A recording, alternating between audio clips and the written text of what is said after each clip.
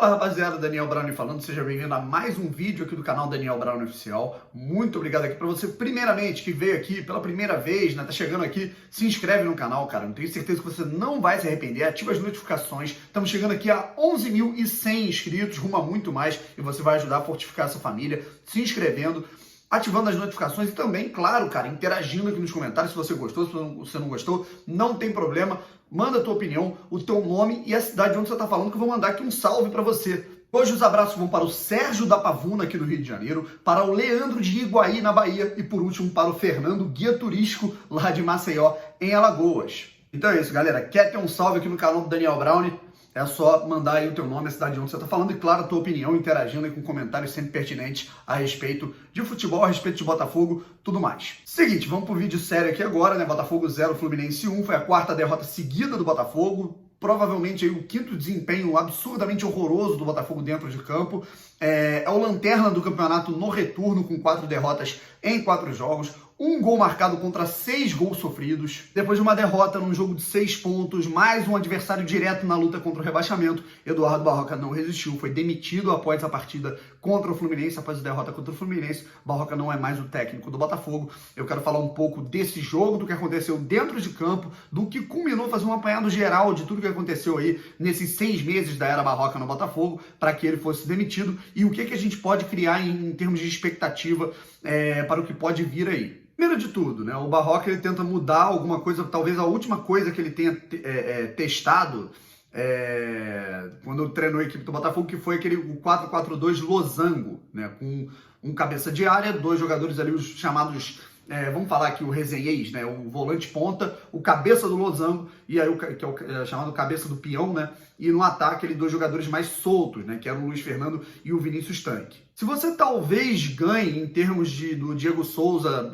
voltando na criação, você tem aí pelo menos 4 jogadores no meio que sabem tocar de maneira decente a bola, você tem dois atacantes com liberdade, sem a bola você pode sofrer um pouco, né? Quando você tem Diego Souza e Cícero, que são 2 jogadores bem lentos, na linha do meio campo, né? Em termos de marcação, o Botafogo pôde acabar sofrendo. Tanto é que no gol do Fluminense, apesar de terem sido, na minha opinião, falhas muito individuais, do Gilson, que deixou o Gilberto cruzar com toda a liberdade, do Carly, que chegou atrasado para cortar o cabeceio, do Ione Gonzalez, né, que não é nem centroavante, e do Gatito, que foi muito mal na bola, inclusive o Gatito está bem mal há algum tempinho, apesar de algumas defesas importantes.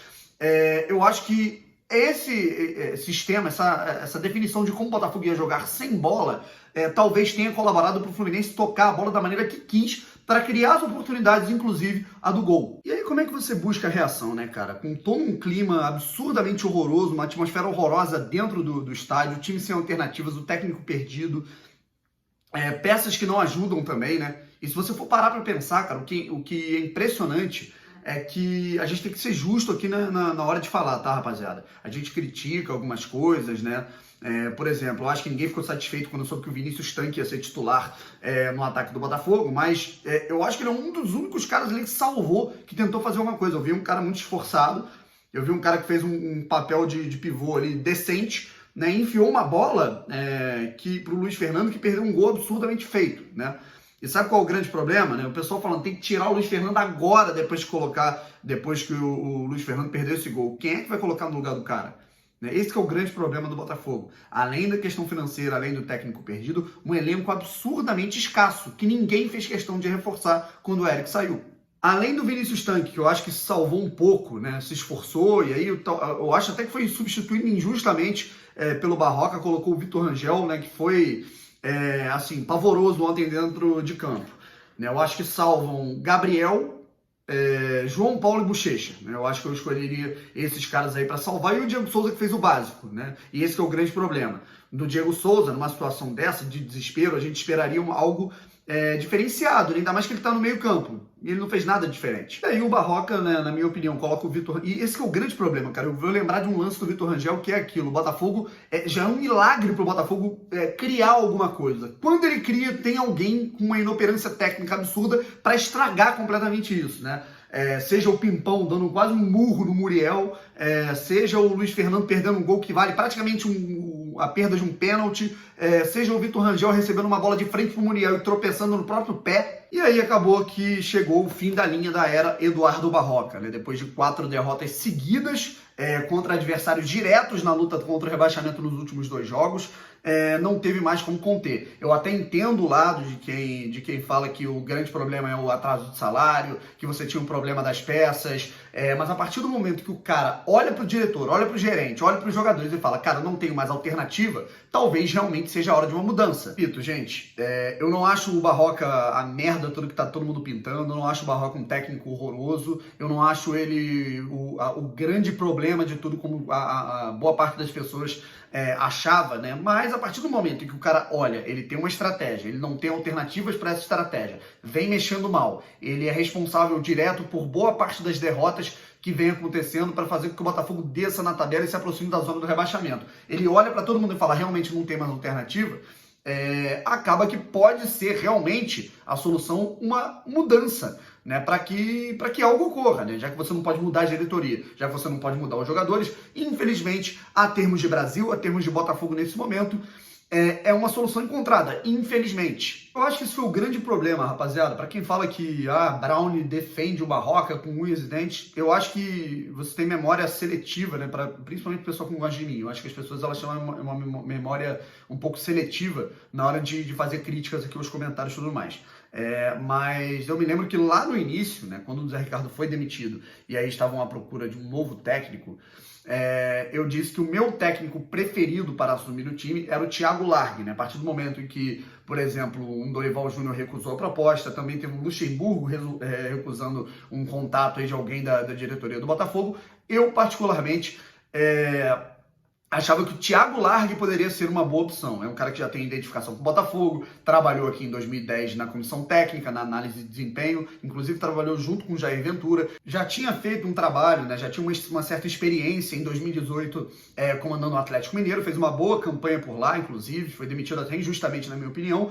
E o Eduardo Barroca, apesar de eu gostar bastante do Barroca, é aquilo, talvez seja o técnico certo no momento errado. O momento certo para o Eduardo Barroca ter assumido o Botafogo era lá em janeiro de 2018, quando decidiram colocar o Felipe Tigrão. E eu acho que o Barroca, né, você colocando o Barroca com um método de jogo sofisticado, né, com uma ideia que não é das mais simples de serem executadas, ainda mais com as limitações das peças do Botafogo, sem pré-temporada, sem estadual de teste, logo de cara, num campeonato brasileiro, ainda mais com todo o contexto do clube de salários atrasados e tudo mais, era um risco. Tanto foi um risco que em certo momento deu certo, mas quando deu errado, só declinou. Esse foi o grande problema. Acho que aquele time que ele montou às pressas e fez uma boa capa de gordura no pré-Copa América, eu discordo que seja sorte, né? O Botafogo deu sorte. Eu acho que foi competência tanto dos jogadores quanto do técnico de moldar uma estrutura, moldar um método de jogo e conseguir pontuar minimamente bem. Só que aí depois disso, além das alternativas e das ideias do Barroca, algumas outras coisas começaram a dar errado para que o Botafogo decaísse muito o seu desempenho no segundo turno. Além da questão das peças, o Botafogo perdendo aí o Eric, a fatalidade com o Birubiru, que seria um substituto para o jogador. Existe uma coisa, gente, chamada grana, tá? Dinheiro. Essa que é a grande questão. A gente vai lembrar, eu vou pegar aqui, eu não vou muito longe, né? Eu vou pegar todos os últimos bons desempenhos do Botafogo nos últimos anos. 2016, Botafogo próximo ali da arrancada para a Copa Libertadores. O que aconteceu? Jogadores receberiam bonificações caso se classificarem para a Libertadores. O Botafogo se classificou. A cada etapa ganha na Libertadores da América também haveria bonificações, além do salário pago em dia em 2017. O que aconteceu? O Botafogo chegou até as quartas de final com um time limitadíssimo da competição continental. 2018, salários foram quitados no fim do ano e houve bicho para esses jogadores na reta final, quando o Botafogo estava ali pertinho, se eu não me engano, a 2 pontos da zona do rebaixamento. O que aconteceu com essa bonificação, com os salários em dia, com dinheiro no bolso dos jogadores? Botafogo ganhou o Inter, Botafogo ganhou o Corinthians, Botafogo venceu o Flamengo brigando por título, saiu vencendo todo mundo e se salvou do rebaixamento. Em 2019, no pré-Copa América, os salários eles estavam atrasados, mas não estavam tão atrasados. E a diretoria chegou até a prometer, a falar com os jogadores de uma possível bonificação, caso os atletas conseguissem alcançar os objetivos pré-Copa América. O Botafogo alcançou esses objetivos. O que aconteceu? O dinheiro não caiu na conta conta, a bonificação não caiu na conta e por coincidência ou não, o rendimento do Botafogo caiu de maneira grotesca ali naquele período de volta da Copa América, onde o Botafogo ele ficou não sei quantos jogos sem marcar gol, perdendo tudo, demorou assim muito tempo para ganhar de um Avaí na ressacada. Foi eliminado com facilidade pelo Atlético Mineiro na Copa Sul-Americana. Então, gente, será que o dinheiro no bolso, a falta de dinheiro no bolso não influencia nada disso, né, que a gente está vendo em relação a esse desempenho? É claro que influencia. E essa é a minha grande questão para chegar aqui no tópico de quem deve ser o novo técnico do Botafogo, gente. Eu acho que as pessoas elas estão delirando um pouco. Eu acho que talvez seja até interesse de algumas pessoas dentro do Botafogo de ver alguns treinadores mais experientes comandando a equipe depois de uma penca de nomes assim novos nos últimos anos. Mas o grande problema disso, rapaziada, dinheiro, né? O pessoal fala, o Barroca é ruim. Gente, o Barroca ele é condizente com aquilo que o clube pode pagar nesse momento de limitação financeira, assim como o time. Se o time do Botafogo é limitado, o Botafogo também não vai ter dinheiro para contratar as melhores opções dentro do mercado de técnicos. Isso é muito óbvio. Eu vejo a galera delirando, mas muito, assim, com essa questão do Cuca, né? Cuca. Gente, o Cuca recebia no São Paulo, eu não sei se 600 ou 700 mil por mês, cara. O Botafogo não tem condição nenhuma, nenhum jogador ganha isso no Botafogo, em geral um técnico. Aí o pessoal fala, e com ajuda de investidor. Gente, ajuda de investidor no quê, cara? Né? Se tivesse dinheiro, né, ajuda de investidor, seria para pagar o salário dos jogadores para eles correrem mais. Né? Esse que é o primordial. Imagine você chegando, rapaziada, chegando lá no vestiário falando o seguinte: rapaziada, os investidores pegaram um dinheirinho aqui, a gente conseguiu um dinheiro maneiro, vai pagar um salário pica pro Cuca, só que agora o salário de vocês não faz a menor ideia como é que vai pagar não, tá? Mas depois a gente se vira com vocês. Isso tem que ser colocado na balança, né? O pessoal delira com o Filipão, gente. O Filipão ganhava um salário astronômico no Palmeiras. Né? Tem alguns treinadores mais experientes, né, que o Botafogo não tem condição de pagar. E alguns deles, mesmo não tendo condição de pagar, eu não gostaria de ver no Botafogo. Não gostaria de ver o Marcelo Oliveira no Botafogo, não gostaria de ver um Lever Coupe no Botafogo. Por isso que por mais que uma mudança técnica, nesse momento, uma mudança de comando, possa surtir algum efeito numa mudança de estratégia, num ímpeto emocional, né, sei lá, numa ideia diferente que possa balançar o grupo, né? Eu não gosto nem dessas expressões um pouco clichês, mas enfim. Vamos ser técnico, digamos, com um pouquinho mais de experiência, né? Mais numa mesma prateleira do Eduardo Barroca, por exemplo. O Botafogo ele vai ter aí como opções, sei lá, que estão disponíveis no mercado, você vai ter um Anderson Moreira, você vai ter um Lisca, você vai ter eu não sei se ele está trabalhando nesse momento, mas você teria o Eduardo Batista, o próprio Thiago Largue, né? Então, fica complicado a gente falar em surtir um efeito quando vai chegar um cara talvez com a mesma experiência, né, que o treinador, que o técnico que agora saiu. Os bastidores do Botafogo. São 3 nomes nesse momento que são tratados como prioridade, além de uma quarta opção, né, que também é possível. É claro, gente, isso daí se chama especulação. Claro que pode surgir um outro nome assim aleatório que a gente não esperava. Mas o Botafogo está tentando definir em breve, né, essa situação dos técnicos, tentando realmente definir como que vai acontecer para ontem, né, o que vai acontecer de fato em relação a isso. E as opções que estão sendo avaliadas lá dentro, né, Jair Ventura, Anderson Moreira e Alberto Valentim, que hoje não está desempregado, está no Avaí. O que eu acho desses nomes, gente? O Anderson Moreira é um cara com mais experiência que os 2 outros nomes, está no mercado de técnicos aí desde 2011, iniciou a sua carreira lá no Fluminense, pegando o lugar ali do Muricy Ramalho. É um cara que tem uma certa rodagem por alguns clubes, como por exemplo o Fluminense que eu já falei, como o Santos, né, alguns clubes de porte médio no futebol brasileiro. Tem uma ideia bem diferente da do Barroca, que é um estilo de jogo um pouco mais reativo, mais objetivo. Mas eu não sei como é que ele lidaria com esse ambiente, esse é o grande problema.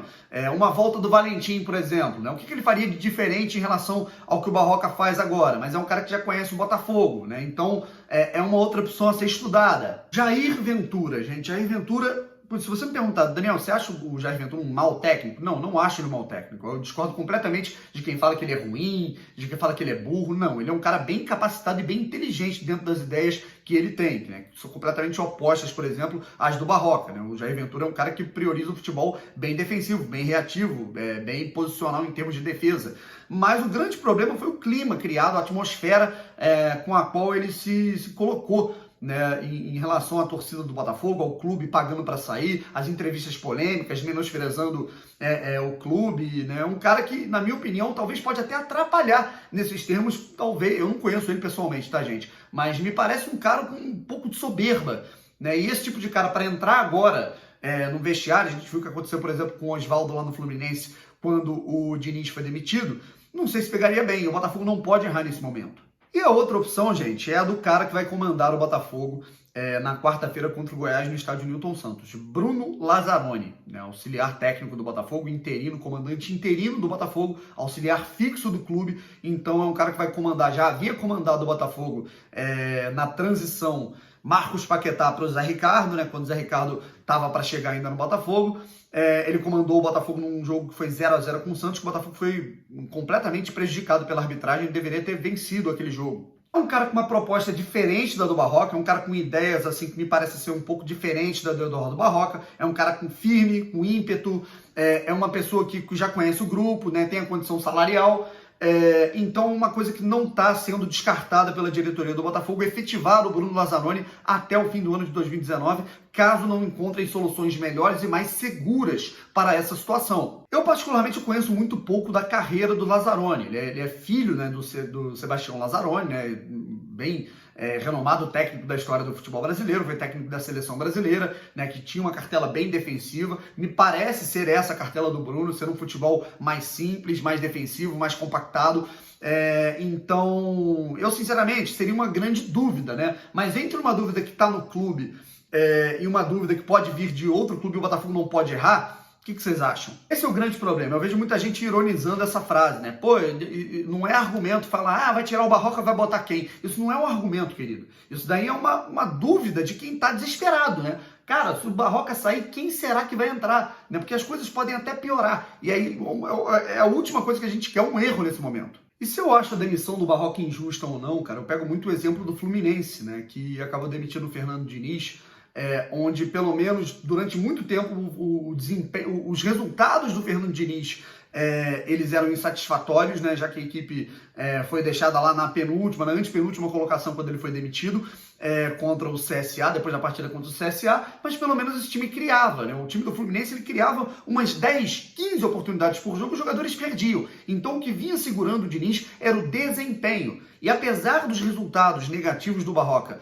né, em xeque, né, 4 derrotas, o Botafogo ainda não tinha isso em evidência, 4 derrotas seguidas, o Botafogo não produzindo nada, o que vinha segurando o Barroca justamente eram os resultados um pouco pontuais em algumas partidas, já que o desempenho realmente era desfavorável. O desempenho do Botafogo, ao contrário do time do Fluminense lá do Diniz, era um desempenho que deixava muito a desejar em termos principalmente ofensivos. Rapaziada, nesse momento é basicamente isso. A gente tem aí uma situação completamente delicada que a gente talvez não esperasse passar tanto nesse início de segundo turno. Eu projetava aí, pelo menos nas primeiras 4 rodadas, uns 5 pontos, né? Talvez um empate contra o São Paulo, uma vitória contra o Fortaleza, um empate ou uma vitória aí contra o Fluminense, mas não, o Botafogo perdeu as 4 partidas seguidas, o Botafogo perdeu 2 em casa, perdeu 2 para 2 adversários diretos na luta contra o rebaixamento, a 5 pontos da zona nesse momento e tá aí pronto para enfrentar um Goiás que vem aí liderando o segundo turno.